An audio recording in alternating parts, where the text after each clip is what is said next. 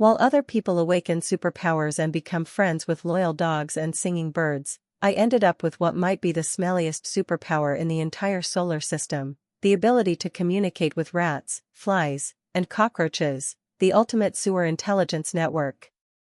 Ironically, it's precisely because humans ignore and look down on these tiny creatures hiding in drains and dark corners that I've been able to stay one step ahead of the police whenever my little rat informants accidentally witness a crime scene. Don't forget to like this video and subscribe to QuickBuzzBig. Your support is the biggest motivation for us to keep bringing you new videos every single day. Thanks for watching. Please continue listening to the story. The very moment the handcuffs clicked shut around Thoy Trakvu's wrists, his gaze did not turn toward the police. Instead, it locked onto me. It was a cold, dark stare, thick with the murderous intent of a wild beast driven into a corner. For the first time in my life, being stared at by a sadistic serial killer as if he wanted to tear me apart and devour me alive, saying I wasn't afraid would have been a lie. A chill ran straight down my spine. Noticing the slight tremble in my body, Deputy Director Pham Hui immediately stepped forward and used his broad, mountain-like frame to completely block the man's vicious gaze. In a deep voice, he reassured me. "Miss Ha, don't worry. The evidence is right there in plain sight. There is absolutely no way he can escape the punishment of the law." I pressed my lips together and gave a slight nod. With a piece of crucial evidence as damning as the phone hidden inside the sofa, an emergency warrant for a full search of the Thoy family's properties was issued that very night. For the next 3 consecutive days, everything was turned upside down by the investigative team and examined with painstaking care, from the luxurious office at Hoa Kien Group, to the expensive supercars, to every piece of real estate registered under Thoy Trakvu's name. Not a single corner was left unchecked.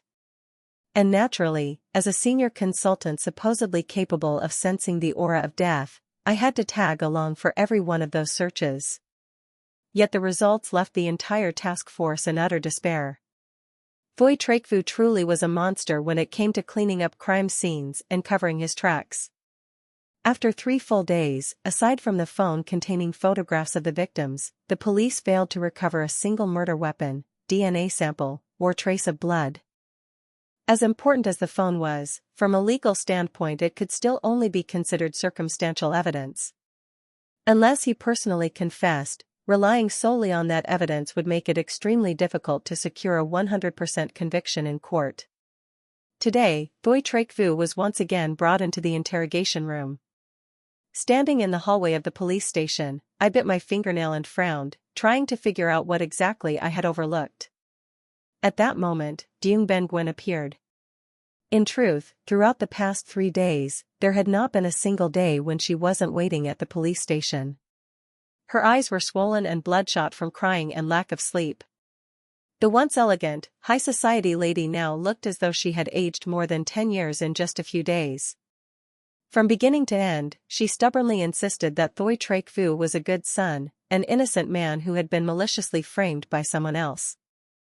Everyone in the criminal investigation unit sighed sympathetically, believing that she was simply a blind mother who had been deceived by her son's perfect facade. That kind of situation was hardly uncommon in police work. In many cases, even after a criminal had already been convicted and sentenced, their family members would still cry and refuse to believe that their precious child could have committed such cruel acts. But my intuition was screaming that things were absolutely not that simple. My gaze unconsciously traveled over Deung Ben Nguyen's haggard figure before stopping at her feet. Click. Click. Click. The heels of her shoes struck sharply against the tiled floor. A pair of extremely pointed high heels, nearly 10 centimeters tall. It should be noted that Deung Ben Nguyen was not short to begin with. She was probably around 1.70 meters tall. Adding those high heels put her height at nearly 1.80 meters. It seemed she had an obsession with high heels. Suddenly, I recalled the previous times I had visited the Thoy family villa. Even while walking around inside her own home, she had always been teetering around in heels just like those. A sharp flash of realization suddenly shot through my mind. Could it be? I quickly stepped back, found a secluded corner near the water dispenser, opened my cloth bag slightly, and whispered for Agent Lang 8. Lang 8, come out. I need to ask you something. That night, when you were surveilling the mother's room, did you secretly follow her into the bathroom when she took a shower? From inside the bag, Lang 8 twitched his antennae and immediately replied. Of course I did, Sister Ha. You told us to closely monitor every single movement. How could I dare miss even a moment? I swallowed hard and forced my pounding heartbeat to slow down before pressing further. Then think carefully. Did you notice any large scars on her body? The kind where the skin looks rough and completely different from the surrounding areas? Lang 8 scratched his head and answered without hesitation. Yes, Sister Ha. Right on her abdomen. A very long scar. It looked pretty terrifying. It started from the front of her stomach and stretched all the way around toward her lower back. The corners of my lips slowly curled into a triumphant smile. Bingo. I was right. The final missing piece of the criminal psychology puzzle had been found. At the same time, inside the observation room behind the two-way mirror, Du Kam Kai stood with his arms crossed, silently staring at Thoi Traek Vu, who sat with one leg crossed over the other in the interrogation room on the other side of the glass. Deputy Director Pham Hui was personally conducting the interrogation, continuously applying pressure with a barrage of probing questions. Yet that devil remained completely unfazed. His statements were airtight and slippery as an eel, revealing not even the tiniest crack in his story. He was so calm that one got the impression he would rather strangle a fly than admit to any wrongdoing. Knock. Knock. Knock. A knock on the door broke the tension. Du Kam Kai frowned and opened it. When he saw me standing there, a trace of surprise flashed across his face. Miss Ha, is something wrong? I stepped into the room, my eyes passing through the two-way mirror and fixing on Thoi Traek Vu's perfectly masked face. Then I slowly declared. I think I've figured out who the first victim he ever abused really was. It was truly shocking news. Knowing that continuing the interrogation would yield nothing from Thoi Traek Vu's tightly sealed mouth, Du Kam Kai immediately used his radio to order the interrogation suspended and summoned Pham Hui to an emergency meeting. After listening to my chain of deductions regarding Dung Ben Gwyn's height, her high heels, and the mysterious scar on her abdomen, both Du Kam Kai and Pham Hui were stunned. Neither of them voiced any objection. Instead, the look they exchanged silently confirmed that they agreed with my bold hypothesis. Du Kam Kai rubbed his chin and looked at me. Miss Ha, are you saying you want to use Dung Ben Gwyn as the breakthrough point to attack Thoi Traek Vu's psychological defenses? I nodded firmly. Du Kam Kai frowned and let out a sigh. But we already took her statement before. She stubbornly insisted that she knew nothing and kept claiming that her son was innocent. With that kind of passive resistance, we can't use aggressive interrogation methods on her the way we're doing with Thoi Traek Vu. Their lawyer would immediately file a complaint against us. The old fox, Pham Hui, smacked his lips and chimed in. Old Du is right. This is a very sensitive matter. I calmly offered a suggestion. Then don't treat it as an interrogation. Treat it as a conversation, a casual heart-to-heart talk between two women. Honestly, I don't think she's deliberately covering for her son. I think she's trapped behind a psychological barrier and simply doesn't dare face or acknowledge the cruel truth. Although the two senior officers had dealt with countless criminals and their families and possessed far more experience than I did, they were not entirely convinced by my somewhat emotional perspective. But given the current deadlock, neither of them could think of a more practical solution. Pham Hui scratched his head and looked at me somewhat awkwardly. Miss Ha, the problem is that you're only an outside consultant, not an official police officer. Even if you talk to her, whatever she says won't be considered legally valid testimony in court. Standing beside him, Du Kam Kai immediately nudged Pham Hui in the ribs with his elbow, signaling him to stop bringing up all those rigid procedural issues. To be honest, I couldn't care less about those formalities. My only goal was to shatter Thoi Traek Vu's arrogant facade and keep him detained long enough for us to find additional evidence to send him to prison. In this line of crime-solving work, thinking you can avoid offending people is pure fantasy," I said decisively. "Jung Ben-gwen is still waiting in the police station lobby, right? Please arrange an empty room for me. I'll speak with her personally." Seeing someone willing to step up and take the lead, Deputy Director Pham Hui immediately grinned and happily pushed the responsibility onto me. "That's no trouble at all. If Miss Ha is willing to handle it, even better. I'll go arrange a room right away." Watching Pham Hui hurry off with obvious relief, Du Kam Kai shook his head helplessly. Then he turned toward me and let out a quiet sigh. There was a rare sincerity in his eyes. "Miss Ha, you've really had to endure a lot because of this case." "It's fine." I smiled faintly. As long as we could stop that devil's hands from harming anyone else, this amount of trouble was nothing. Du Kam Kai fell silent for a moment, as though weighing something important. Finally, he spoke. "There's something I've been wanting to ask you these past few days.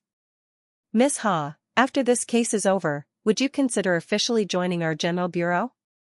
I've already heard from the captain in Shanghai about your compensation. If you join my team, the General Bureau can offer a base salary of 5,000 yuan a month. On top of that, there are commissions and substantial bonuses for every successfully solved case." Hearing Du Kam Kai's attractive offer, I was slightly stunned.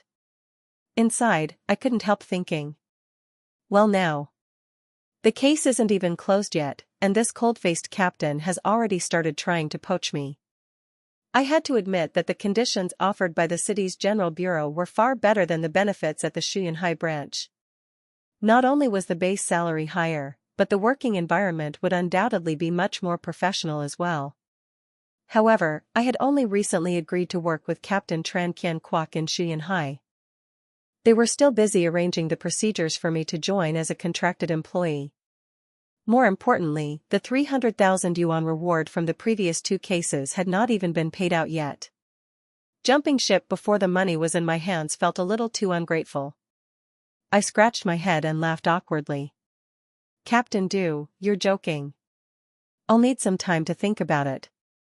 Du Kam Kai was a perceptive man. He understood perfectly well that openly trying to recruit someone from another unit at a time like this was not exactly appropriate.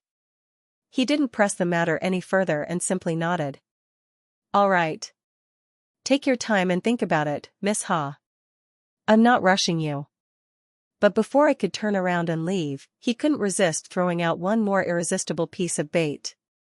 That said, when it comes to major cases with higher levels of complexity and danger, the bonuses and commissions from the City General Bureau are definitely much more generous than those from a district branch. That final remark hit me right where it hurt. Well, it couldn't be helped. Material benefits shape consciousness, after all. Even if the director of the Shanghai branch were standing here listening, he would probably have to sigh and admit that harsh reality. I could only force an awkward smile and nod. "Yes, I understand." After leaving Du Kam Kai's office, I hurried off to prepare a few special props before meeting Jung Ben-gwen face to face. Inside the police station's reception room, Jung Ben-gwen was sitting anxiously, twisting her hands together. When she saw me walk in, she looked quite surprised. Perhaps she had never expected that the person coming to speak with her would not be a uniformed police officer, but rather the young consultant who had personally uncovered the phone that incriminated her son. The moment I sat down, she could no longer hold herself back. She lunged forward and grabbed my hand, her voice choked with desperation. "Miss Ha. Miss Ha, my Trakvu is truly innocent. He could never do something so cruel. Please use your special ability and sense it again. How could a good child like him possibly give off that kind of murderous aura?" I gently withdrew my hand and deliberately maintained a calm distance. "Mrs. Thoy, please sit down first. Why are you so agitated?" Seeing my cold and unyielding attitude, Jung Ben-gwen could only sink back into her chair. She sat there silently staring at me, her reddened eyes filled with despair. Perhaps she had realized that no amount of pleading or crying could change what I had already sensed. Silence filled the room. Only after a long while did I slowly open my mouth and speak, each word as sharp as a knife. What if I told you that the thick, foul murderous aura radiating from Thoi Trakfu is something I've also smelled lingering on your own body? Deung Ben-Gwyn jolted violently. Her eyes widened, and her face twisted with pain and panic. What are you talking about? What do you mean? My gaze turned icy. It slowly drifted downward and settled firmly on her waist. Then I lowered my voice and asked a question that seemed completely unrelated. Mrs. Thoi, do you know how those 8 poor girls died? And after their deaths, do you know what kind of depraved and barbaric treatment their bodies suffered? Deung Ben-Gwyn shuddered. She unconsciously shifted in her seat, her movements stiff and unnatural. Avoiding my gaze, she stammered. And no. I don't know much about it. I only heard from the police that they were killed and their bodies were dumped in the outskirts. I said nothing more. Coldly, I pulled several crime scene photographs from the file I had brought with me. They were close-up photographs of the victims' bodies after they had been excavated from the abandoned flower beds. In the pictures, the fatal wounds around their lower backs were exposed in stark, gruesome detail. And of course, everything below that point was gone, leaving behind only a horrifying incompleteness. I slapped the stack of photographs onto the table and pushed them toward her. Deung Ben-Gwyn lowered her head and looked. 1 second later, she let out a shrill scream. She jerked backward as if she had been electrocuted. Flailing her arms wildly, she swept the photographs off the table, scattering them across the floor. Her eyes squeezed shut as she screamed. Take them away. Take them away right now. Why would you show me such horrible things? I won't look. Don't make me look. Calmly, I bent down and gathered the photographs one by one, placing them back into the file. Looking at the woman curled up in terror before me, I spoke in a flat voice. All 8 of those girls were only in their 20s. They were at the most beautiful age of their lives. Before they even had the chance to truly live, your son cruelly took everything from them. Mrs. Thoi, you're a mother too. You carried a child for 9 months and gave birth yourself.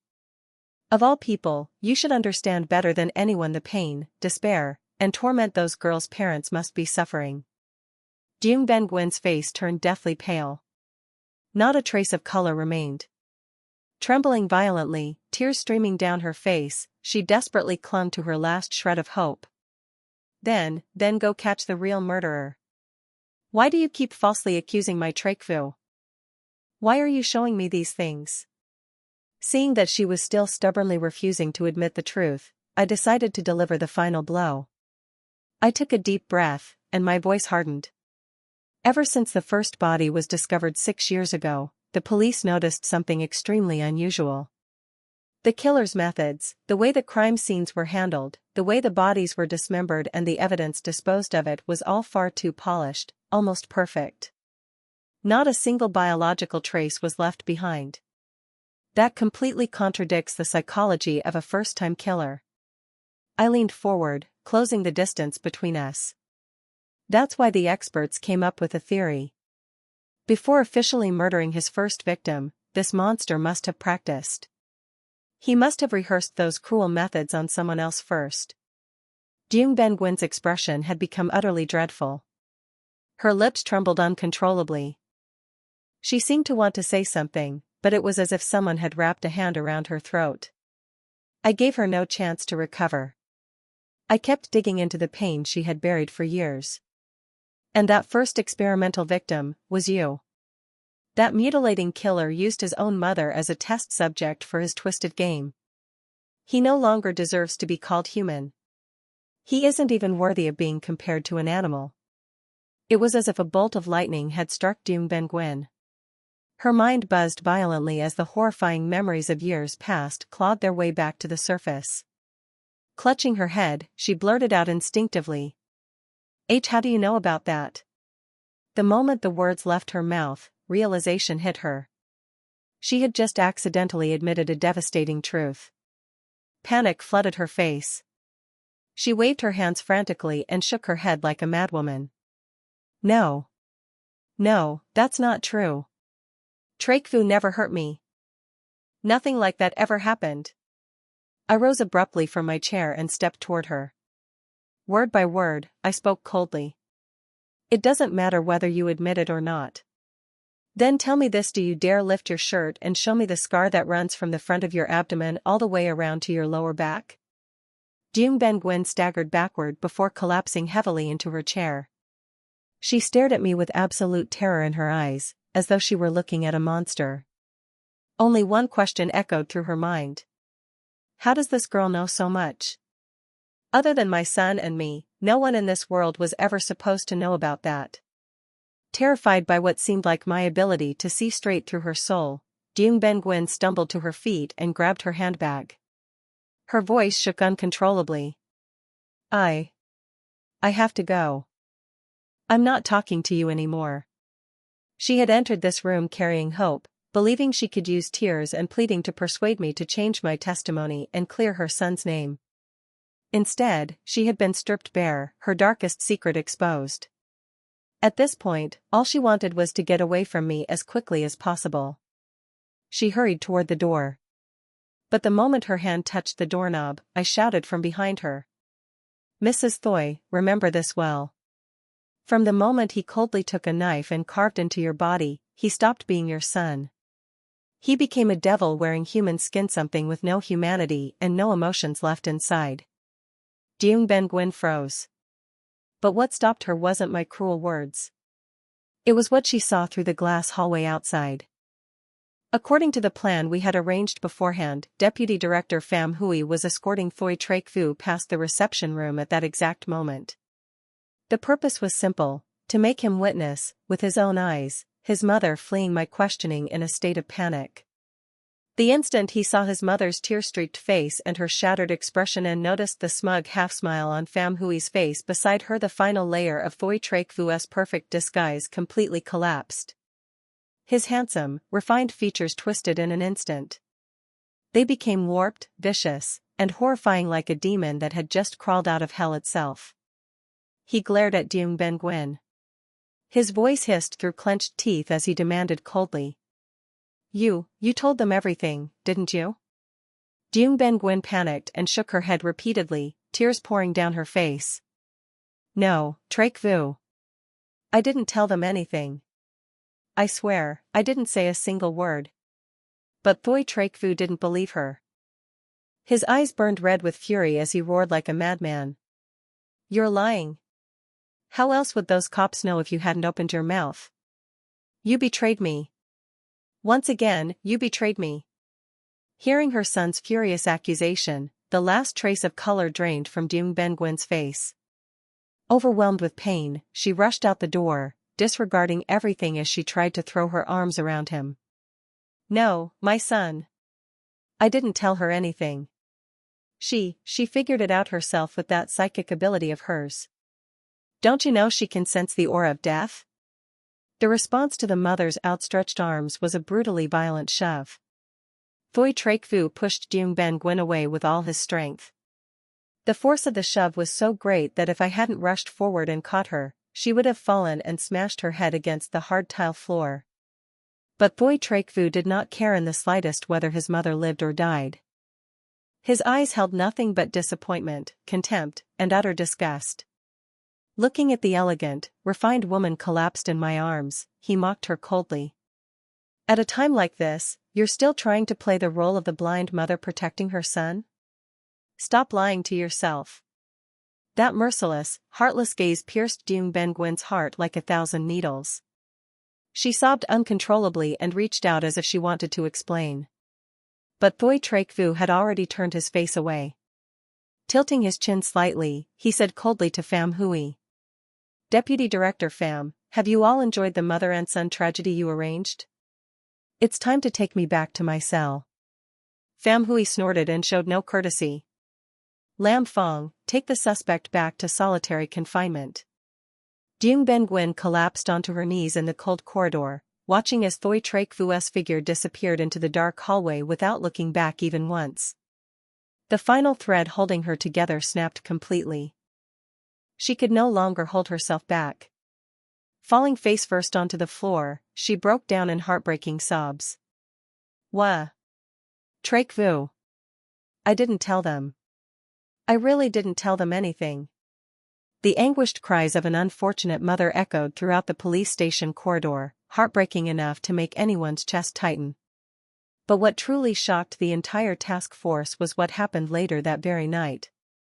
Thoy Trak Vu suddenly requested to meet Du Cam Kai. He had agreed to lower his head and confess. However, attached to that cold confession was an extremely bizarre condition.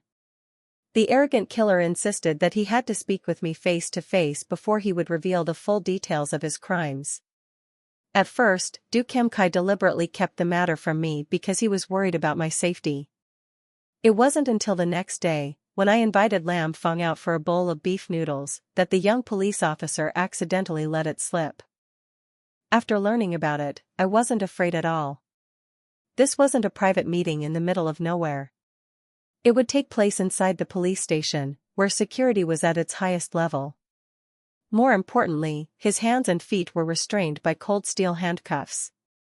Why should I fear a tiger whose fangs had already been pulled? I went straight to Du Cam Kai's office and said clearly, "Captain Du, I want to meet Thoy Trak Vu." Du Cam Kai, who had been reviewing case files, paused and rubbed his forehead with a sigh. "That loudmouth Lam Fong. He told you anyway, didn't he?" I didn't deny it.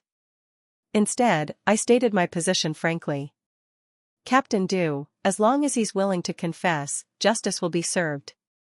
The 8 wronged souls will finally find peace, and their families will at least gain some measure of closure. No matter who meets with him, as long as the final goal is achieved, that's what truly matters. Isn't that right?" Du Cam Kai looked deeply into my eyes and asked seriously, "Have you really thought this through?" I nodded without hesitation. Du Cam Kai let out a helpless laugh, his tone tinged with self-mockery. "That was my mistake. I misjudged you. A girl who dared to wander alone through major crime scenes before dawn and calmly analyze the psychology of criminals could never be a coward. Captain Du was only worried about my safety." I smiled in response. "Right now, nobody wants this case to drag on for even one more day." After receiving my consent, Du Cam Kai immediately arranged the meeting. To ensure absolute safety, Thoy Trak Vu's hands were cuffed behind his back, and his legs were shackled tightly to the base of a chair bolted to the floor, making sure he could neither move nor attempt anything reckless. Not only that, but behind the two-way mirror of the interrogation room stood an entire tactical police unit armed to the teeth. The moment Thoy Trak Vu showed the slightest abnormal behavior, they would kick down the door and rush in to protect me. I pushed open the door and entered the interrogation room. The air inside was cold and suffocating. Thoy Trak Vu sat motionless in his chair. When he saw me enter, the corner of his lips curled into an extremely strange smile. He simply stared at me without saying a single word. This kind of silence felt exactly like a battle of wits. Whoever spoke first would surrender the initiative and fall into a disadvantageous position. But I had no interest in playing staring games with him. Pulling out a chair, I sat down across from him and lightly tapped my knuckles against the metal table. Then I spoke first in a cold voice. "Director Thoy, you said you wanted to see me. I'm here. If you have nothing to say, I'll leave immediately and send in the statement-taking team so you can record the full details of your crimes." Seeing me begin to rise from my seat, Thoy Trak Vu finally lost his patience. He opened his mouth. "Hamak." His voice was low and hoarse. The way he ground my name through clenched teeth made it sound as though he wanted to chew me up and tear me apart piece by piece. Leaning forward slightly, he locked his bloodshot eyes onto mine. "Tell me. How did you know I hid that phone underneath the sofa?" I met his gaze directly and curled my lips into a faint smile. "I already told you." I sensed it. Hearing that same old answer, Thoy Trak Vu let out a cold laugh filled with contempt and rage. "You think I'm an idiot? You think I'd actually believe that trashy, stupid psychic nonsense?" I shrugged casually and stabbed back with a single sentence. "Really? Then if it's such a stupid trick, how did it manage to catch a self-proclaimed perfect genius like you?" My words hit his pride like a bucket of boiling water. He exploded with rage and lunged forward. The handcuffs slammed against the chair with a series of sharp metallic clanks. He roared. "Those useless cops didn't catch me." I chose to confess. I simply looked at him in silence, not even bothering to argue. What was the point? A man who had already lost so completely, yet was still desperately trying to salvage the scraps of his shattered pride, wasn't worth wasting words on. Seeing that I refused to respond, the frustration and curiosity gnawing at Thoi Trak Fu grew even stronger. His eyes turned crimson. Tell me the truth. How the hell did you do it?" I knew that ever since the moment he had been thrown into solitary confinement, only one question had been circling endlessly through his mind every second of every day. Where did I go wrong? What mistake did I make that allowed this girl to get hold of my weakness? He had thought about it until his head felt ready to explode. Yet no matter how hard he tried, he could never have imagined the answer. Clearly, I had never once set foot inside his bedroom. So how had I been able to pinpoint the exact location of the hidden phone with zero margin of error? In his desperate obsession, Thoi Trak Fu had even come up with an absurd and outrageous theory. Could this girl actually possess the supernatural ability to communicate with insects? After all, cockroaches could survive anywhere, in any dark corner. Tell me. Tell me. Thoi Trak Fu roared, his voice hoarse and cracking. At this point, he looked like a man on the verge of losing his mind completely. But my expression remained cold and unchanged. I gave him the same answer as before. Whether you believe it or not, I truly can sense the aura of death. It was as if the last of his strength had been drained away. He slumped back heavily into his chair. His eyes became vacant as he stared blankly at the ceiling.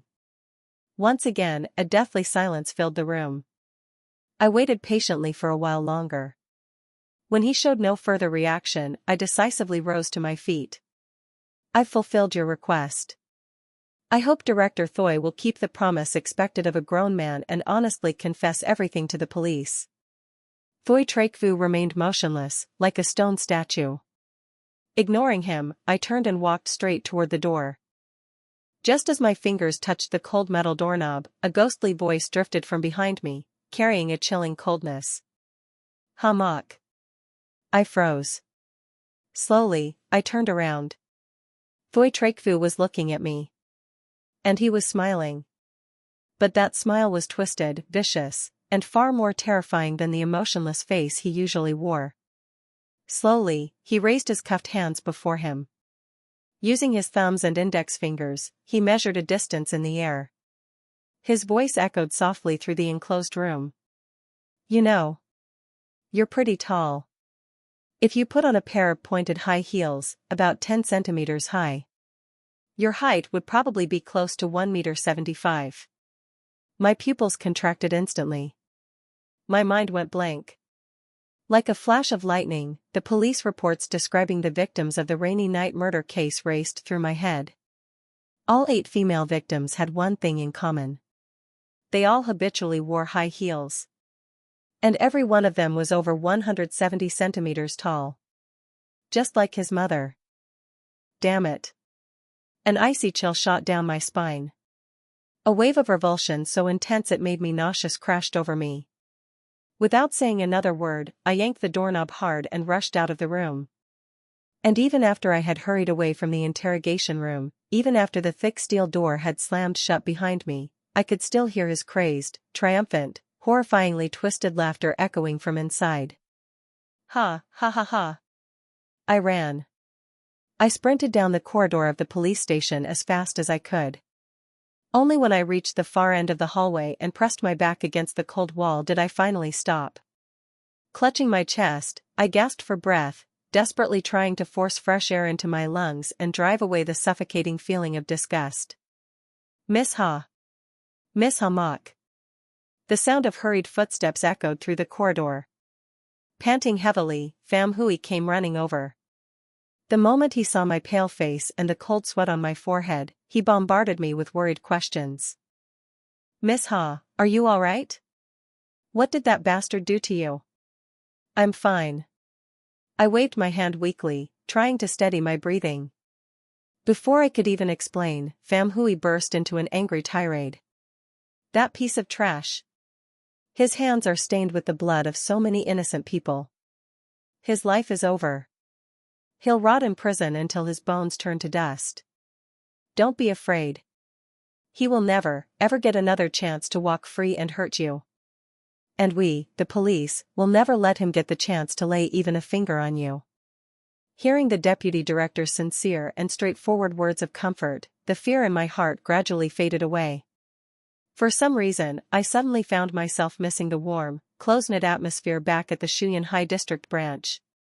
There were no luxurious offices there. No cold, intimidating, larger-than-life captains. But there, I had always felt incredibly safe. A relieved smile appeared on my face. I'm really fine. This case is basically solved now.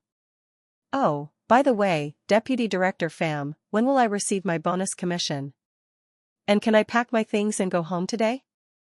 Pham Hui had been speaking with righteous passion, but when I abruptly switched the topic to money, he looked somewhat deflated. Of course, deep down, both he and Duke Kam Kai genuinely wanted to keep a talented crime-solving consultant like me at the General Bureau. But seeing the exhaustion written all over my face, he knew this was not the right time to discuss recruitment. He nodded and replied with a kindly smile. Don't worry, Miss Ha. At the latest, within 1 month, the highest reward for this case will be transferred directly into your bank account. Now that the kid has finally confessed, we'll handle the remaining evidence collection and statements.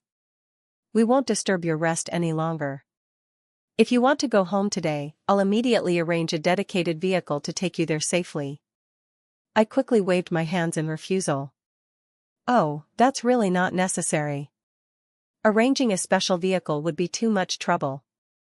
I can just take a taxi back to the hotel, pack my things, and then head home myself. I said I was going back to pack, but in truth, the suitcase I had brought along for the investigation was almost weightless. The cookies and gummy candies I used to pay my insect army had already been completely wiped out without a single crumb left behind.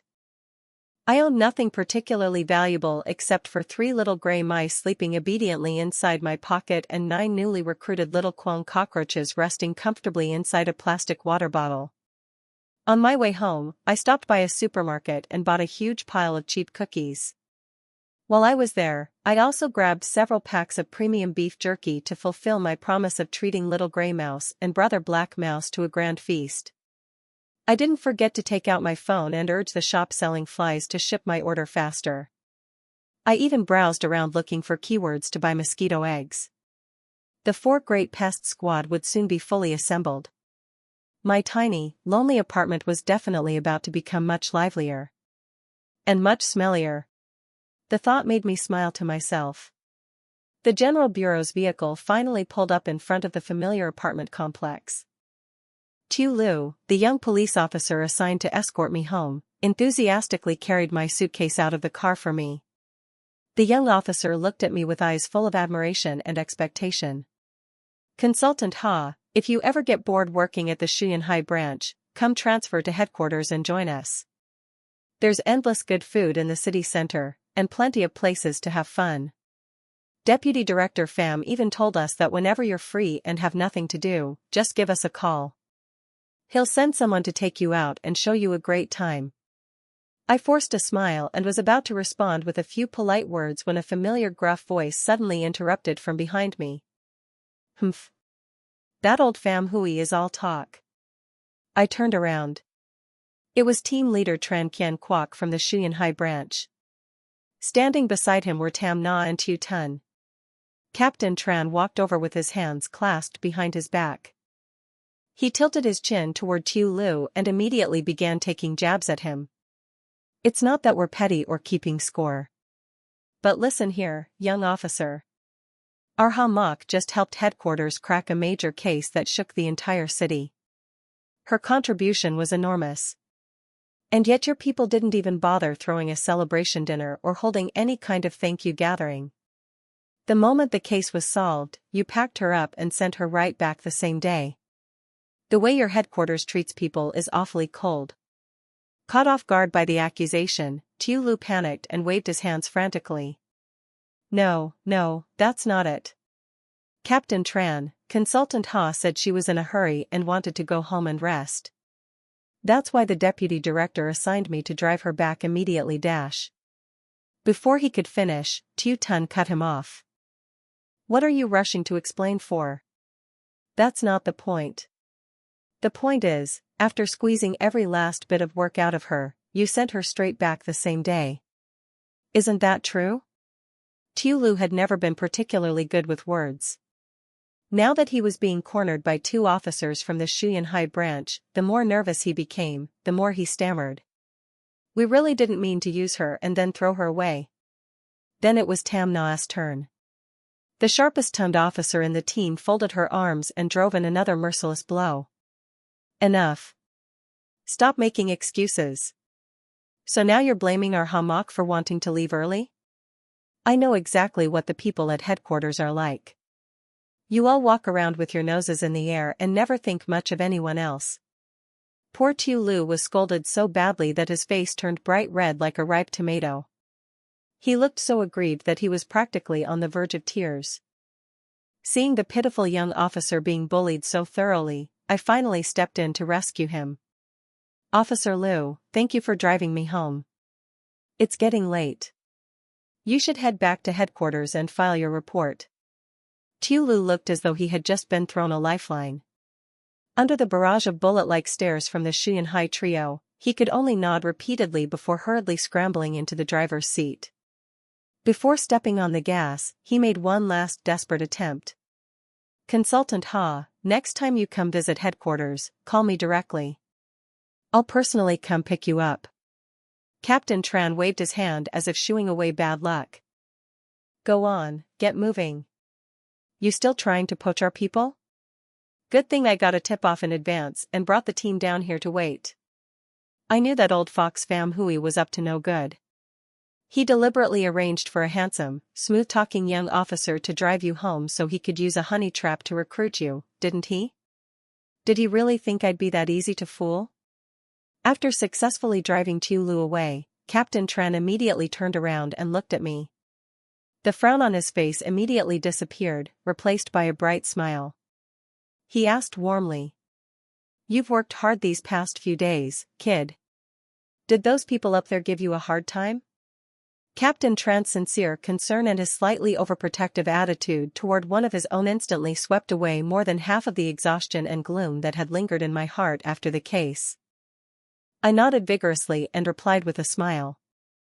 I'm back. Everything went fine. Captain Tran happily patted my shoulder before turning to glare at Tiu Tun. What are you standing there for? Do you have no common sense at all? Hurry up and carry Hamak's things. Startled, Tiu Tun immediately responded. Yes, sir. He hurried over and grabbed the handle of my suitcase. After that, he reached out to take the cloth-covered glass cage I was carrying. I quickly stepped back half a pace, avoiding his hand, and forced a smile. Ah. I can carry this myself. My mice are pretty timid. They don't like strangers touching their cage. Tiu Tun's eyes instantly lit up. You keep hamsters? What a coincidence. I have a whole bunch of them too. Seriously, those little guys are so chubby and fluffy. They look like tiny cotton balls. They're ridiculously cute. As he described them, Captain Tran nodded with satisfaction. Secretly, he thought to himself. Not bad, kid. He knows how to find common ground and build rapport with young people. Meanwhile, the corners of my mouth twitched uncontrollably. Hamsters? Cute? If I pulled off the cloth and let him see Big Rat's rough, gangster-like appearance, along with Black Rat's tiny, cunning eyes, I wondered whether he would still dare call them cute. At that moment, Tam Na also walked over and reached for the shoulder bag hanging at my side. Let me carry this one for you. I nearly jumped. Clutching the bag tightly to my chest, I hurriedly took another step backward. Inside my head, I was screaming. Please, have mercy on me. There's a nest of 9 little Kwang cockroaches crawling around in this bag. If you happen to touch them, this entire apartment building will probably become the brightest place in the district tonight. I forced an awkward smile and tried to sound tough. It's okay. My things aren't that heavy. I can carry them myself. Tamna looked at me. Her expression suddenly became filled with sympathy. She was probably thinking, this girl is still so young, yet she's already learned to be this independent and resilient. She must have gone through a lot growing up and gotten used to handling everything on her own. Thinking that, she stopped trying to take the bag, afraid of hurting my fragile sense of pride.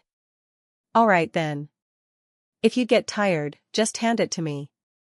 Tamna spoke gently. Thank you, Sister Tamna. I pressed my lips together and secretly breathed a sigh of relief. Captain Tran burst into laughter and waved his hand dismissively. Why are you thanking her? We're all family now. Come on, hurry upstairs and put your things away. Then I'll take everyone out for a proper hot pot meal. Our Shuyan High branch isn't stingy like those people at headquarters. They worked you to the bone and didn't even treat you to a decent meal before stuffing you into a car and sending you back. I couldn't help laughing out loud. The captain had already walked several steps away, yet he still couldn't resist taking another jab at headquarters. When we reached my apartment door, I tactfully said, everyone, please wait here for a moment. Since there were other people around, I only opened the door a crack and slipped inside the bedroom before quickly locking the door behind me. I opened the glass cage, unscrewed the cap of the plastic bottle, and released the 3 gray mice and the 9 cockroaches. Listen carefully to what your big sister says.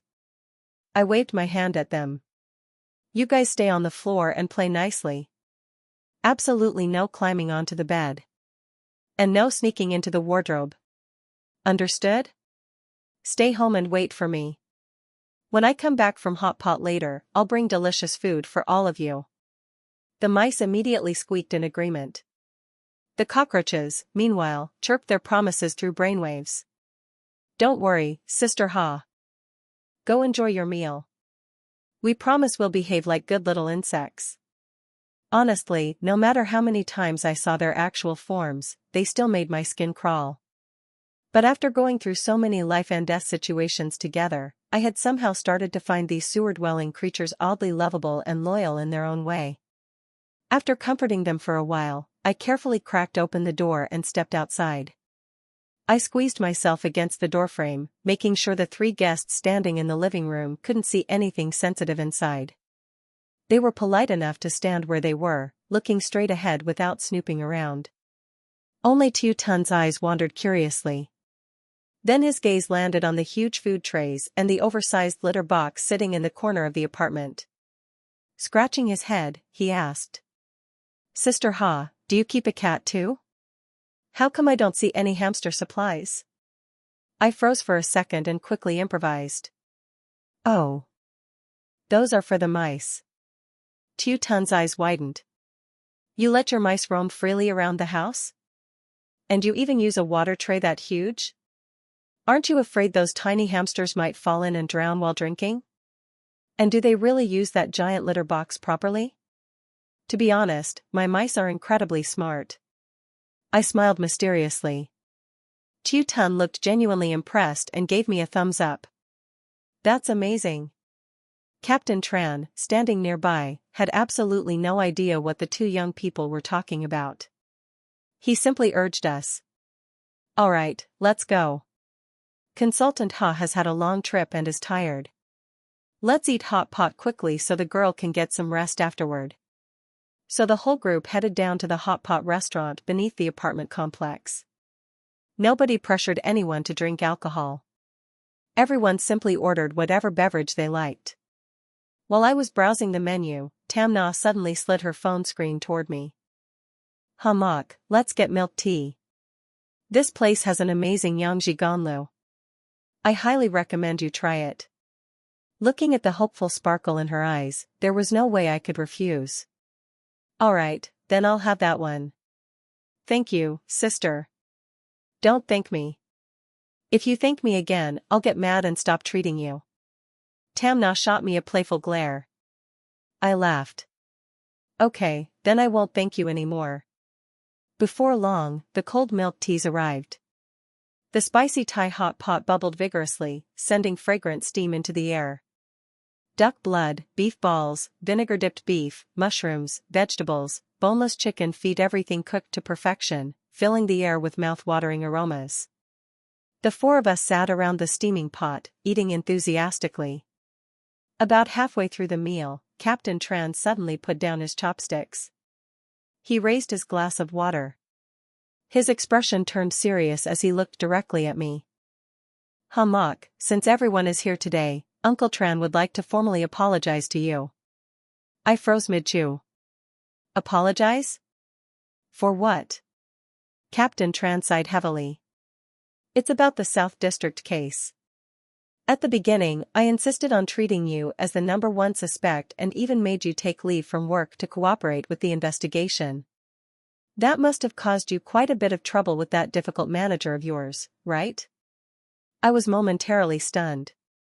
Back then, when Captain Tran had suspected and interrogated me, I had indeed felt wronged and uncomfortable. But after the truth came out, not only had he never made things difficult for me, he had personally introduced me to a consulting job that paid more money than I had ever dreamed of. A respected police captain, an older man with years of experience, was now formally apologizing to a young girl like me. I truly never thought I would witness something like this. Seeing Captain Tran take the lead, Tamna quickly raised her milk tea as well. Me too. I was probably the one who suspected you the most. Who would have thought that in the end, your incredible detective skills would completely win me over? So I owe you an apology too. Hearing the sincere apologies from both of them, I smiled and waved my hand dismissively before raising my own cup. I understand. At the time, the circumstances really did make me look suspicious. You were simply doing your jobs. You all told me not to be so formal, so please don't dwell on the past either. What's done is done. From now on, let's keep working together and solve even more major cases. Well said. Captain Tran shouted. He happily drained his glass of water. Tamna beamed, took a sip of milk tea, and chewed her pearls with loud crunching sounds. All misunderstandings and lingering tensions quietly dissolved in that moment of mutual understanding. Another case solved. Another criminal behind bars. But as long as I can hear the voices of rats, cockroaches, flies, and mosquitoes, trouble will always find me. And my next case was already on its way.